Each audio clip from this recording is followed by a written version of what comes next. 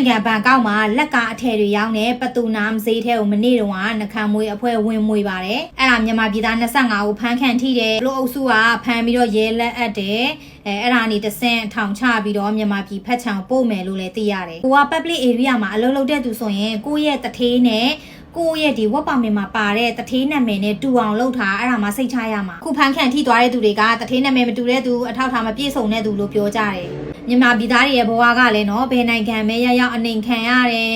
သူများတွေရဲ့အနိုင်ကျင့်တာခံရတယ်ထိုင်းဥပဒေမှာဆိုရင်လည်းမြန်မာပြည်သားတွေကကောင်းတဲ့နေရာတွေမှာဆိုလောက်ခွင့်မရှိဘူးသူတို့ဥပဒေနဲ့ညှိတယ်ကွယ်အဲ့လိုပေါ့နော်အောက်ခြေသိမ်းအလုပ်တွေပဲလောက်ခွင့်ရတာပေါ့နော်အဲ့လောက်ထိကိုနှိမ်ထားတာစိတ်မကောင်းရုံကလွယ်လို့ဘာမှမတတ်နိုင်ဘူးကိုယ့်ရဲ့မြန်မာပြည်အခြေအနေကလည်းသူများနှိမ်စရာဖြစ်နေတာ哦အားလုံးပဲကြည့်ဆိုင်ကြပါအသွားလားဆင်ချင်ကြပါအဖန်စည်းတွေလည်းတအားများနေတာဆိုတော့လေမြန်မာပြည်သားတွေအားလုံးအန်တေကင်းပေးရှင်းကြပါစေလောက်အကင်တွေလည်းအဆင်ပြေကြပါစေလို့ဆုတောင်းပေးပါတယ်